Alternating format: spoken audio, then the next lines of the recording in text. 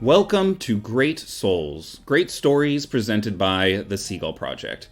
I'm your host, Gavin Reub, here with our fourth episode entitled Gifts of the Season, finding inspiration in these frosty, blanketed, and hopefully empathic few months. A time when we are forced indoors here in much of the northern US away from others, and yet still taught to focus on what lies outside. I can think of no greater thing for us to do this season than to take some time to consider what we already do on a day-to-day basis to help people around us, and what gifts we can still give to lift others through one of the darkest winters of our lifetime. As is the way with this podcast, we are taking part in this communal consideration through telling stories. If you enjoy what you hear in this episode, then we'd love for you to make a donation to the Seagull Project. You can find the link wherever you found this podcast. Think of it like a pay-what-you-can ticket, and this like a warm group gathering of stories and storytellers. We release these episodes for free in hopes that more people can access and enjoy them, so please share them far and wide. But if you can spare it, we'd appreciate some support so we can continue to push forward in our new medium and to look towards that non-metaphorical, big, warm, communal room in our future. Oh, and since we're telling stories in our metaphorical room, might as well do it around my little audio fire. Let me get that set up.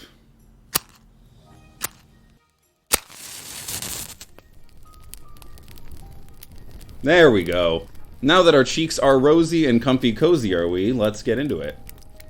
Our gifts to you this holiday season include two wonderful, heartwarming stories.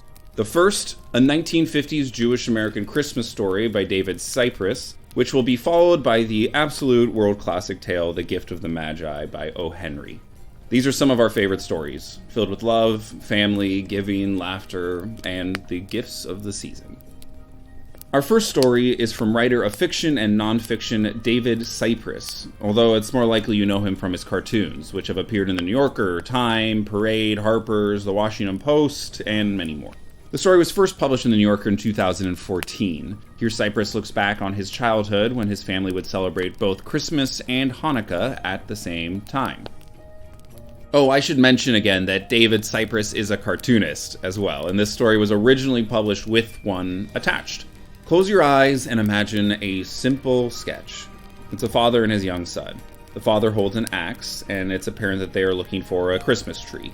In front of them stands a huge menorah-shaped tree with fir treetops where the candles would be. With that image in mind, here is Rob Burgess reading a 1950s Jewish-American Christmas story by David Sipress.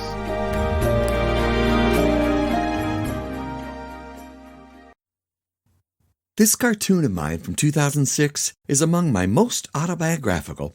Not that my father and I ever actually went into any woods together, unless you count Central Park, and I don't think he ever chopped down a tree. What's autobiographical is the confusion I felt as a child over the fact that my family, like many Upper West Side Reform Jewish families in the 1950s, celebrated both Hanukkah and Christmas. We celebrated the two holidays in separate rooms, Christmas in the living room and Hanukkah in the kitchen, so that we wouldn't get them mixed up, I guess, or perhaps to prevent contamination.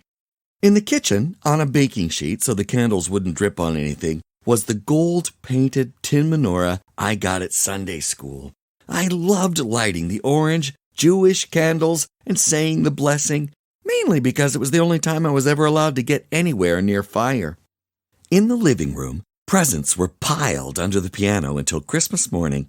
Even for dedicated assimilators like my parents, a Christmas tree would have been a bridge too far. On Christmas Eve, over the presents, my mother would play Christmas carols while I sat beside her on the piano bench and sang along, often mystified by the strange, incomprehensible lyrics. The 2 weeks before Christmas were the busiest for my father. He would open his jewelry shop on 61st Street and Lexington Avenue at 8 a.m. and stay until the last customer finished shopping at 9 or 10 that night. This made my father's Christmas shopping for my mother a bit of a challenge. She would have been happy to shop for her own presents and save him the trouble. Saving him the trouble was her life's work. But to his credit, he wouldn't cross that line. So, every year, for an hour or so, my mother would hold down the fort at the shop, while my father hurried out to get her gifts. The year I was 6, about to turn 7, I was with my mother when she arrived at the shop, ready to take over. We had been to Bloomingdale's to see Santa, just to see him, because I wasn't allowed to sit on his lap. The reason was some version of, "We don't know where it's been." It was decided that I could go along with my father while he did his shopping, and the details of what I said on this outing quickly became one of the cute and, for me, highly embarrassing stories my father told and retold to friends and relatives in the coming years. He was still telling it the year he died, at the age of 93. It was a cold, late afternoon. We were heading for the shop of a Japanese dressmaker who, barely 5 feet tall herself, specialized in clothes for tiny women like my mother. My father wore an elegant camel's hair coat and a cashmere scarf. He was hatless, as usual, oversized ears turning bright red after a few seconds in the cold, his thick gray mustache frosty and stiff. This excursion was special for me. I rarely spent time alone with my father.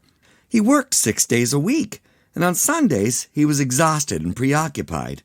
As we walked east on 61st Street and turned down First Avenue, he did the one thing that reliably dissolved any questions I might have had about where I stood with him. He took my hand and held it as we walked.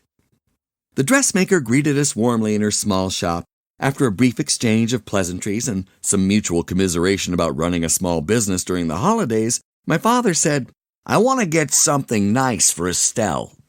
"Oh, yes," the dressmaker said, making a show of giving the matter some thought before plunging into the overstuffed rack and pulling out a dress that my mother had selected a few weeks before.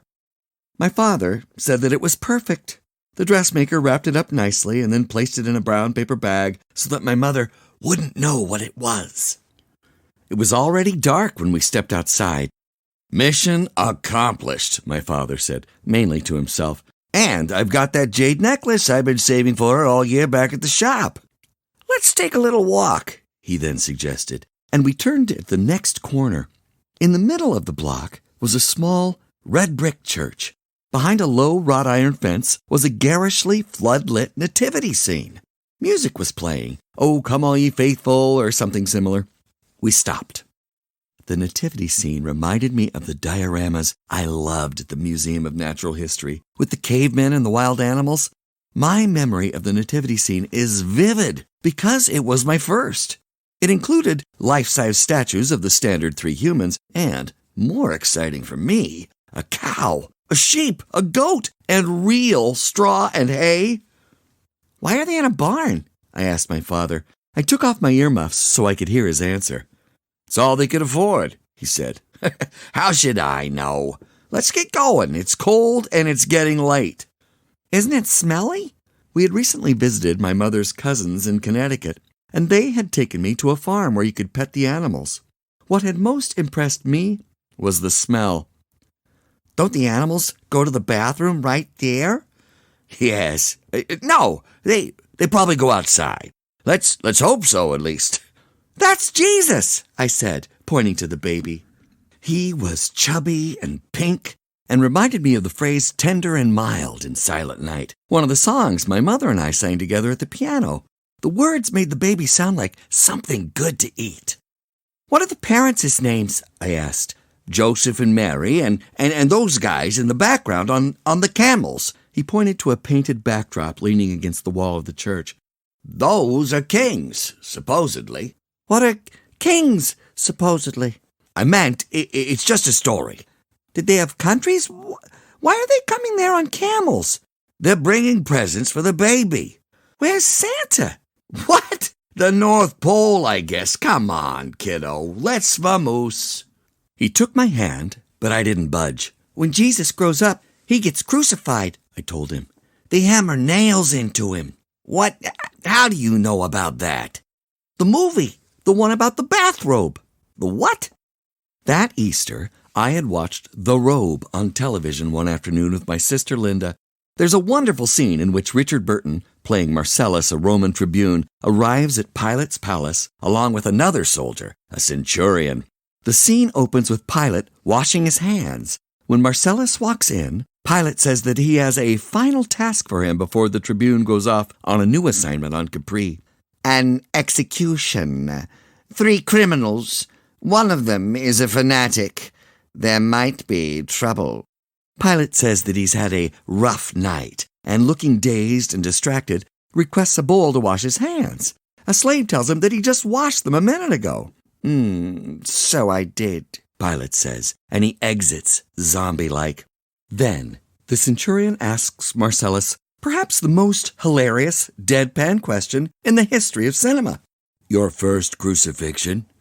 Yes, Marcellus mumbles, staring down at the scroll containing his orders.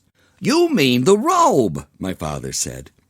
We were both silent for a few seconds, contemplating the pink plaster infant in his mother's arms, with the very bad death in his future. Linda says Jesus was Jewish. What was he, Daddy, Jewish or Christian? He was Jewish, he replied. Christians hadn't been invented yet. We have to go, honey, my father said, pulling on my arm. But I'll tell you all about it. But now we have to mosey. Do they kill camels to make our coats? He didn't reply to that one. We started walking. Here's the deal with Jesus, in a nutshell, he said. When he grew up, he started telling everyone that he was the Son of God, and I looked back toward the church and pointed. But wasn't he the son of Joseph and Mary? Didn't he come from his mommy? Yes, but he kept saying otherwise. He kept saying his mommy was a virgin. Round yon virgin, I thought. But she hadn't looked round. He told everybody that God sent him directly to earth to be his son and save the world, supposedly. But then what happened? He started wandering all over the place in Israel, teaching people about religion and collecting a bunch of followers who started claiming that he was performing miracles. What's miracles? Tricks, like magic tricks, like walking on water. But you can't do that, I said. I was already thinking I would give it a try the next summer when we went to the beach. That's why they're miracles. Anyway, the other Jews, the ones in charge, started hearing he was saying he was the Son of God, and they got mad. Why? He got too big for his britches.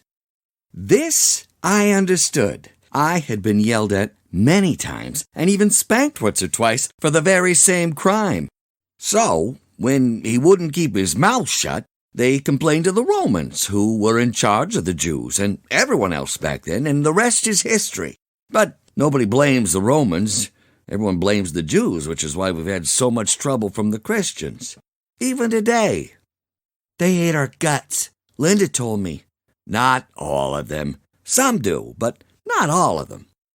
For a couple of blocks, I thought about the Christians I knew. My teacher, a few friends at school, our cleaning lady, our elevator man. At Lexington Avenue, we turned uptown. In front of Bloomingdale's, we passed a Salvation Army Santa. Is Santa God? I asked. Is he Jesus' father? What? No! Enough with the questions! Now we could see the shop a block away and my mother's head in the window. Is he Christian? Yes, he's Christian. He's based on some saint. The one in charge of presents. Speaking of which, he held up the paper bag and smiled at me. Don't tell your mother what's in here. Is that how he can get into our apartment when we don't have a chimney and all the doors are double locked? Is it a miracle? Like walking on water? I don't know. Ask your mother. He pulled me along as he picked up the pace. Why do we have Christmas since Santa is a Christian and we're Jewish and some of them don't like us? Because we're Americans, he answered. His eyes were on the shop. But if they don't like us, enough with the questions. He looked at me and gripped my hand tighter. It's just a holiday, so we can have presents, understand? That's it. Case closed. But Hanukkah has presents. Oh, he sighed. Hanukkah's too long. Doing it all in one day makes more sense. Some of us have to work. What's a virgin? I asked as I stumbled after him across 61st Street. Someone from Virginia, he replied.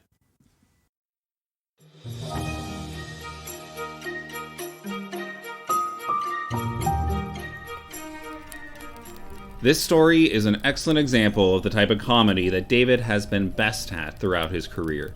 Discussing his style with The New Yorker, David said, "Often what happens is that a good cartoon, a funny cartoon, consists of something very familiar and something very unfamiliar.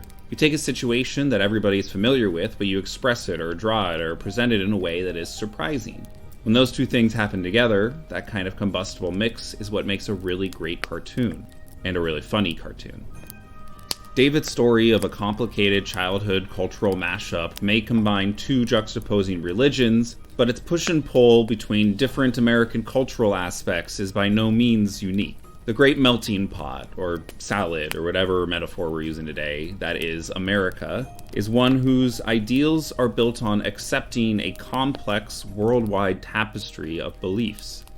We all celebrate differently, but there's a deeply rooted reason why humans come together during some of the most difficult weeks of the year, to protect and care for one another, to recognize the vast landscape of our local humanity, to provide strength to those in our community and beyond. We need it more than ever this year. William Sidney Porter was born in 1862 in Greensboro, North Carolina. Mr. Porter would go on to become the popular father of the American short story O. Henry. After a brief run from the law for some questionable charges in his early 20s and a short stint in prison, he moved to New York City in 1902, adopting the pen name O. Henry. He would complete one story a week for a newspaper, in addition to writing for magazines, helping to sharpen his famous short story form and signature ending. The Gift of the Magi was initially published in New York Sunday World in 1905. The story around its creation is contested, but the most entertaining option is that he was forced to write it in under 2 hours when a man came to warn him of an immediate deadline.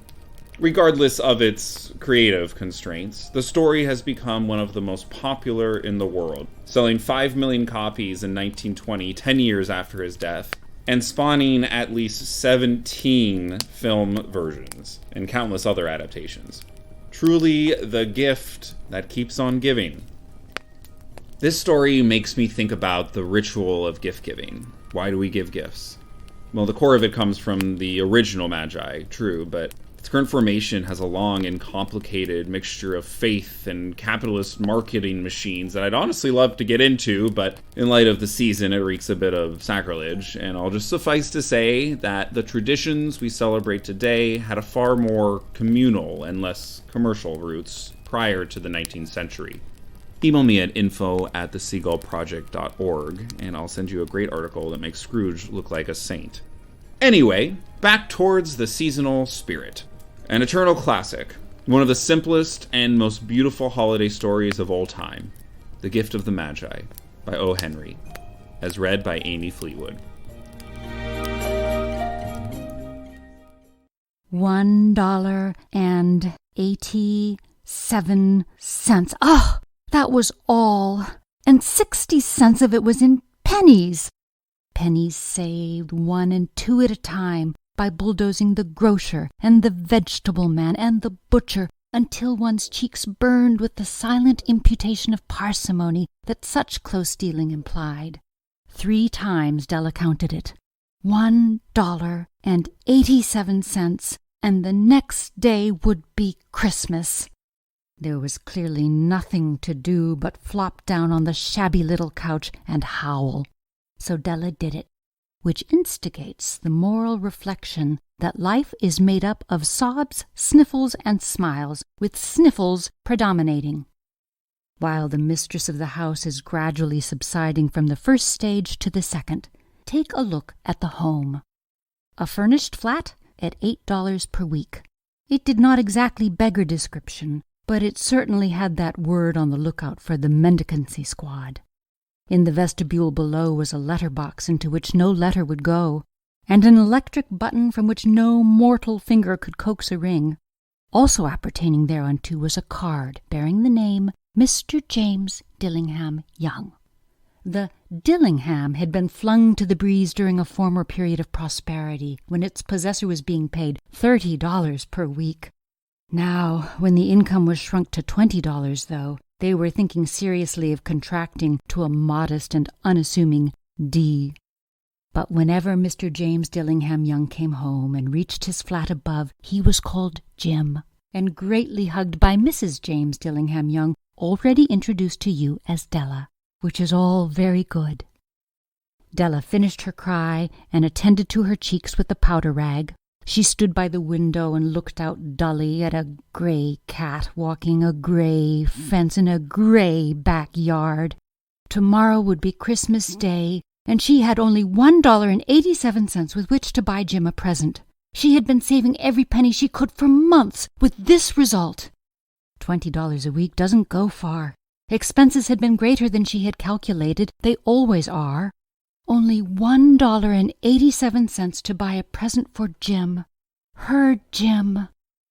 Many a happy hour she had spent planning for something nice for him, something fine and rare and sterling. Something just a little bit near to being worthy of the honor of being owned by Jim. There was a pier glass between the windows of the room. Perhaps you have seen a pier glass in an $8 flat. A very thin and very agile person may, by observing his reflection in a rapid sequence of longitudinal strips, obtain a fairly accurate conception of his looks. Della, being slender, had mastered the art. Suddenly she whirled from the window and stood before the glass. Her eyes were shining brilliantly, but her face had lost its color within 20 seconds. Rapidly she pulled down her hair and let it fall to its full length. Now there were two possessions of the James Dillingham Youngs in which they both took a mighty pride. One was Jim's gold watch that had been his father's and his grandfather's. The other was Della's hair. Had the Queen of Sheba lived in the flat across the airshaft, Della would have let her hair hang out the window some day to dry, just to depreciate Her Majesty's jewels and gifts. Had King Solomon been the janitor, with all his treasures piled up in the basement, Jim would have pulled out his watch every time he passed, just to see him pluck at his beard from envy.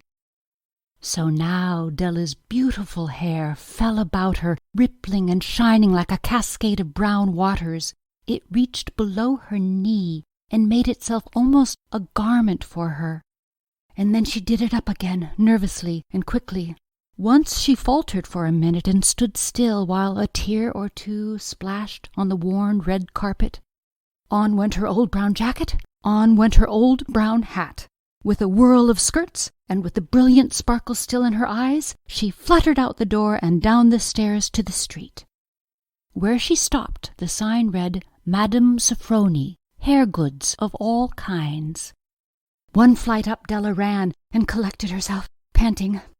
Madame, large, too white, chilly, hardly looked the Sofronie. "Will you buy my hair?" asked Della. "I buy hair," said Madame. "Take your hat off and let's have a sight of the looks of it." Down rippled the brown cascade. $20, said Madame, lifting the mass with a practised hand. "Give it to me, quick," said Della. Oh, and the next 2 hours tripped by on rosy wings. Forget the hashed metaphor. She was ransacking the stores for Jim's present. She found it at last.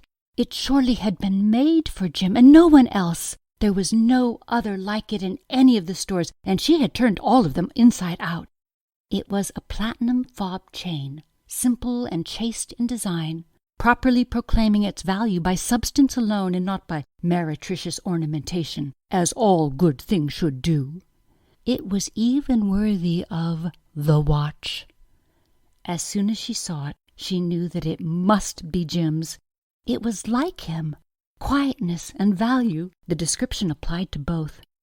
$21 they took from her for it, and she hurried home with the 87 cents. With that chain on his watch, Jim might be properly anxious about the time in any company.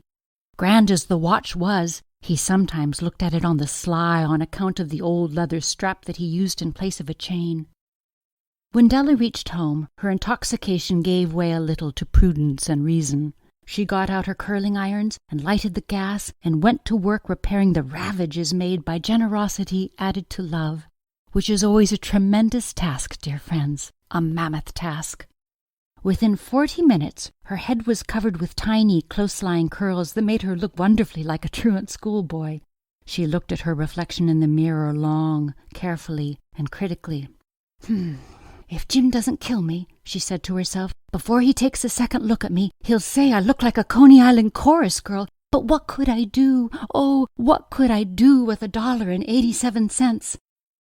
At 7 o'clock, the coffee was made, and the frying pan was on the back of the stove, hot and ready to cook the chops. Jim was never late. Della doubled the fob chain in her hand and sat on the corner of the table near the door that he always entered. Then she heard his step on the stair, away down on the first flight, and she turned white for just a moment. She had a habit of saying a little silent prayer about the simplest everyday things, and now she whispered, "Please, God, make him think I am still pretty." The door opened, and Jim stepped in and closed it. He looked thin and very serious. Poor fellow, he was only 22, and to be burdened with a family. He needed a new overcoat, and he was without gloves. Jim stopped inside the door, as immovable as a setter at the scent of quail. His eyes were fixed upon Della, and there was an expression in them that she could not read, and it terrified her. It was not anger, nor surprise, nor disapproval, nor horror, nor any of the sentiments that she had been prepared for. He simply stared at her fixedly with that peculiar expression on his face. Della wriggled off the table and went for him. "Jim, darling," she said, "don't look at me that way. I had my hair cut off and sold because I couldn't have lived through Christmas without giving you a present. It'll grow out again. You won't mind, will you? I just had to do it. My hair grows awfully fast. Say Merry Christmas, Jim, and let's be happy. You don't know what a beautiful nice gift I've got for you." "You've cut off your hair?" asked Jim laboriously, as if he had not arrived at that patent fact yet, even after the hardest mental labor. "Cut it off and sold it," said Della. "Don't you like me just as well anyhow? I'm me without my hair, ain't I?" Jim looked about the room curiously. "You say your hair is gone?" he said, with an air almost of idiocy. "You needn't look for it," said Della. "It's sold, I tell you. Sold and gone, too. It's Christmas Eve, boy. Be good to me, for it went for you. Maybe the hairs of my head were numbered," she went on with sudden serious sweetness, "but nobody could ever count my love for you. Shall I put the chops on, Jim?" Out of his trance, Jim seemed quickly to wake. He enfolded his Della.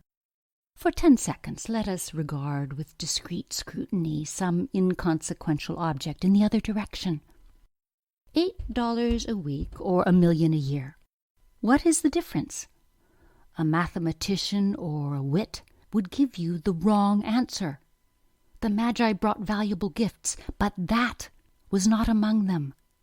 This dark assertion will be illuminated later on." Jim drew a package from his overcoat pocket and threw it upon the table. "Don't make any mistake, Dell," he said, "about me. I don't think there's anything in the way of a haircut or a shave or a shampoo that could make me like my girl any less. But if you'll unwrap that package, you may see why you had me going a while at first." White fingers and nimble tore at the string and paper, and then an ecstatic scream of joy, and then, alas, a quick feminine change to hysterical tears and wails, necessitating the immediate employment of all the comforting powers of the lord of the flat. For there lay the combs, the set of combs, side and back, that Della had worshipped long in a Broadway window. Beautiful combs, pure tortoiseshell, with jeweled rims, just the shade to wear in the beautiful vanished hair. They were expensive combs, she knew, and her heart had simply craved and yearned over them without the least hope of possession. And now they were hers. But the tresses that should have adorned the coveted adornments were gone. But she hugged them to her bosom, and at length she was able to look up with dim eyes and a smile and say, "My hair grows so fast, Jim." And then Della leaped up like a little singed cat and cried, "Oh, oh!"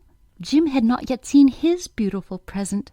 She held it out to him eagerly upon her open palm. The dull, precious metal seemed to flash with the reflection of her bright and ardent spirit. "Isn't it a dandy, Jim? I hunted all over town to find it. You'll have to look at the time 100 times a day now. Give me your watch. I want to see how it looks on it." Instead of obeying, Jim tumbled down on the couch and put his hands under the back of his head and smiled. "Dell," said he, "let's put our Christmas presents away and keep 'em a while. They're too nice to use just at present. I sold the watch to get the money to buy your combs. And now suppose you put the chops on." The Magi, as you know, were wise men, wonderfully wise men, who brought gifts to the babe in the manger. They invented the art of giving Christmas presents. Being wise, their gifts were no doubt wise ones, possibly bearing the privilege of exchange in case of duplication. And here I have lamely related to you the uneventful chronicle of two foolish children in a flat who most unwisely sacrificed for each other the greatest treasures of their house. But in a last word to the wise of these days, let it be said that of all who give gifts, these two were the wisest. Of all who give and receive gifts, such as they are wisest everywhere they are wisest. They are the Magi.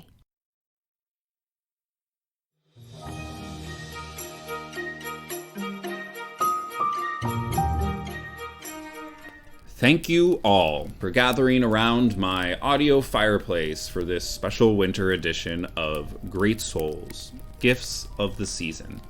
If you liked what you heard, consider donating to the Seagull Project and subscribing to our newsletter so you can keep up to date on all Great Souls content, as well as other exciting projects coming from the Seagull Project. We so appreciate all the support during these difficult times. You are all our light in this dark winter cave we call December 2020. Keep an eye out for a very special patron event in January, and a super secret audio drama that will arrive just in time for Valentine's Day. But until then, stay safe, be the Magi, and keep reading good stories.